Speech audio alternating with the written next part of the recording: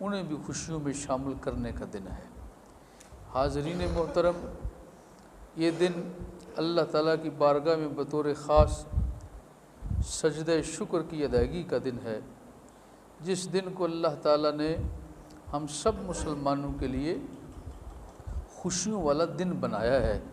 और ये हमारे लिए बड़ी सादत की बात है कि अल्लाह रब्बुल इज़्ज़त ने इस दिन को ये चीज़ पसंद रखी है कि मेरे बंदे कलमा पढ़ने वाले, कलमा गो मुसलमान, हुजूर के ग़ुलाम, ये दिन मैंने उनके लिए मुकर्रर किया है कि इस दिन वो खुशियाँ मनाएं, और उनका ये खुशियाँ मनाना मुझे बड़ा पसंद है।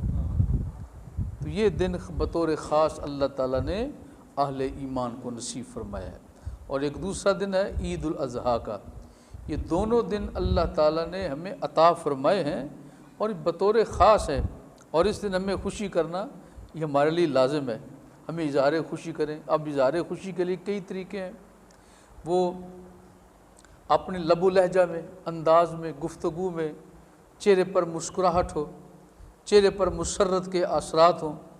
ये नहीं कि ईद का दिन हो बेचारा नाराज़ होकर बैठा हो, सख्त गुस्से में नज़र आ रहा हो, किसी से बात करने के लिए तैयार ना हो रहा हो, किसी से सलाम लेने को पसंद ना कर रहा हो, किसी को अपने गले लगाने के लिए तैयार ना हो।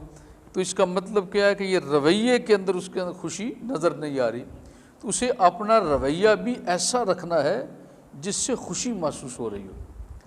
आप जब किसी के पास बैठते हैं तो आपका अंदाज़े तकल्लुम इतना अच्छा हो कि उसके अंदर मायूसी के असरात नज़र ना आ रहे हों, बल्कि अल्लाह की रहमत पर उम्मीद के असरात नज़र आ रहे हो। तबीयत के अंदर तीखापन ना हो, बल्कि तबीयत के अंदर खुश मिजाजी महसूस हो रही हो। ये दिन इस हवाले से भी, अपने अखलाकी एतबार से भी इजहार खुशी का दिन है। और इसके साथ साथ अगर अल्लाह ताला ने आपको तौफीक बख्शी है तो आप गरीब और मसाकीन लोगों के लिए कुछ न कुछ खैरात करते रहें। तो ये खैरात करना भी एक इजहार खुशी है। इसी तरह अगर आप किसी के लिए बसूरत तोहफ़ा कोई चीज़ भी पेश कर दें, जितनी अल्लाह ने आपको हिम्मत अता की है, मिसाल के तौर पर अगर आप किसी को खाना पेश कर सकते हैं तो अच्छी चीज़ खाना तैयार करके पेश कर दें। मसलन हमारे यहाँ मुसलमानों के यहाँ ये मशहूर है कि जब हम इसे कहते हैं छोटी ईद उल फितर। हालांकि छोटी बड़ी ईद तो हमारा अपना बनाया हुआ लफ्ज़ है, ईद तो ईद ही है ना, खुशी का दिन है। लेकिन हमने बोला छोटी ईद है, ये बड़ी ईद है। और छोटी ईद में हम एक लफ्ज़ इस्तेमाल करते हैं, ये मीठी ईद है। मीठी ईद का मतलब क्या है? हम एक दूसरे के लिए मीठी चीज़ें तकसीम करते हैं। आप अमूमन देखेंगे कि इस दिन को लोग फिरनी पेश करते हैं, खीर बना के देते हैं, सेवइयाँ तैयार कर लेते हैं, कोई ना कोई हलवा तैयार कर लेते हैं। मीठी चीज़ कोई ना कोई मुसलमानों के घर में ज़रूर पकती है ईद वाले दिन, और ख़ुद भी खाते हैं, दूसरों को भी पेश करते हैं। तो ये एक अच्छी आदत है, मेरे आका अलैहिस्सलाम की सुन्नत मुबारक है। बेशक बाज़ लोगों को इसका इल्म नहीं होगा, आदत बनी हुई है, उसी पर अमल कर रहे हैं। अगर उन्हें ये इल्म हो जाए कि ये काम करना सिर्फ हमारी आदत नहीं है बल्कि रसूलुल्लाह की सुन्नत भी है सल्लल्लाहु ताला अलैहि व आलिहि वसल्लम। एक बुज़ुर्गों की बात मुझे याद आ गई। बड़े नेक आदमी थे, अल्लाह ताला को उन पर फजल। तकरीबन 10 साल गुजर गए, उन्होंने कोई अच्छा लजीज खाना नहीं खाया। कितने साल गुजर गए? 10 साल गुजर गए। उन्होंने अपने ऊपर खुद ही पाबंदी लगा ली कि मैं कोई लजीज खाना नहीं खाऊंगा। दिल में ख्याल ये था, ये जितनी मैं मज़ेदार चीज़ें खाता हूँ ना, मेरा नफ्स बड़ा खुश होता है, और फिर वो मुझे अल्लाह के ज़िक्र से गाफिल कर देता है। वो जो गफलत है ना, उस गफलत को दूर करने के लिए मेरे लिए बेहतर है कि मैं क्या करूं, अच्छा खाना ना खाऊं। तो 10 साल का अरसा गुजर गया। तो जब 10 साल गुजरे तो कुदरती उस दिन अगले दिन ईद उल फितर थी। तो अब जब ईद उल फितर आई, रात का वक़्त था, रमज़ान शरीफ मुकम्मल हुआ, तो अब दिल में ख्याल पैदा हुआ कि सुबह ईद का दिन है तो लजीज खाने मिलेंगे, तो लजीज खाने खाएंगे, मज़ेदार खाने खाएंगे। तो बड़ा अच्छा वक्त आया है। तो उन बुज़ुर्गों ने अपने दिल के साथ बात की और कहने लगे, भाई बात यह है, मैं तुझे सुबह लजीज खाना खिलाऊंगा, लेकिन एक बात का तुझे मेरे साथ देना पड़ेगा। वो क्या साथ देना है? वो साथ तुझे ये देना है कि कल मैं रात को मैं आज 2 नफल पढ़ता हूँ और उन 2 नफलों में पूरा कुरान अल्लाह का तिलावत करता हूँ। कितना कुरान पाक? पूरा कुरान तिलावत करूँगा। 15 पारे पहली रकत में और 15 पारे आखिरी रकत में। 2 रकतें नफल पढ़ता हूँ। अगर तो तू मेरा साथ देता खुश होके तो सुबह तुझे मज़ेदार खाना खिलाऊंगा, और अगर तूने मेरा साथ ना दिया अल्लाह की इबादत में तो फिर तुझे सुबह खाना को नहीं मिलेगा। अच्छा, अब आपने अपने दिल से मशवरा किया तो दिल ने गवाही दी कि मैं आपके साथ हूँ। अगर आप 2 नफल पढ़ना चाहते हैं तो आप पढ़ें, और पूरा कुरान पढ़ना चाहते हैं तो पूरा कुरान पढ़ लें। वो नफल पढ़ने के लिए वुज़ू ताज़ा किया, खड़े हो गए अल्लाह की बारगाह में। हाफ़िज़ कुरान थे माशाल्लाह, तो उन्होंने 2 नफल शुरू किए। पहली रकत में 15 पारे पढ़े, दूसरी रकत में 15 पारे पढ़े, सारा कुरान पाक पढ़ के अल्लाह का शुक्र अदा किया कि या अल्लाह तूने मेरे दिल को मेरे मुताबिक बना दिया है। अब ये दिल अच्छे काम में मेरी मुखालफत नहीं करता बल्कि वो भी मेरा साथ दे रहा है।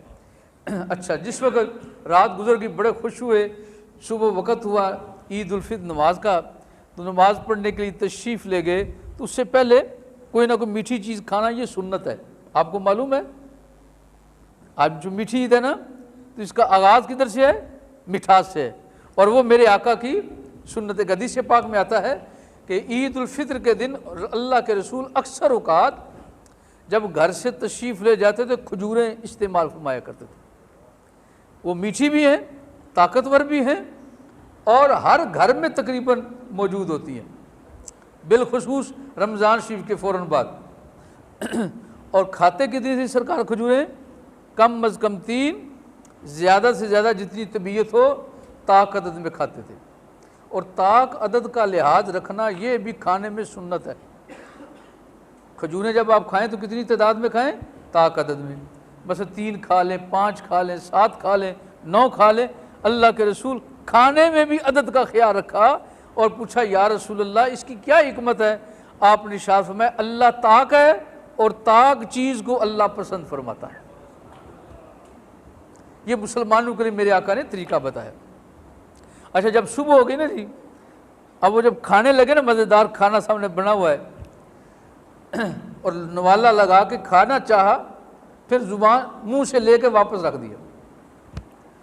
वो पास कोई आपके अकीदतमंद मुरीद बैठे थे, अर्ज़ की हजूर खाना खाने का वक़्त और आप खाना नहीं खा रहे, और आपने छोड़ दिया।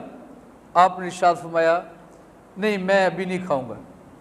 उन्होंने बोला क्या वजह? कहा मेरा दिल मेरी थोड़ी मुखालफत कर रहा है। पूछा अब क्या मुखालफत है? सारी रात तो आपने उसे कुरान पाक सुनाया, 2 नफल पढ़े, यही उस पर बड़ा बोझल काम था, वो तो आपने उससे करवा लिया, उसने किया अल्लाह के हुक्म से। अब तो उसे 2 लुक़मे खाने दें। आपने शाह में जब मैं रोटी खाने लगा था ना, तो मेरा अंदर से दिल कहने लगा देखा ना, आखिरकार मैंने 10 साल के बाद भी अपनी बात मनवा ली है ना।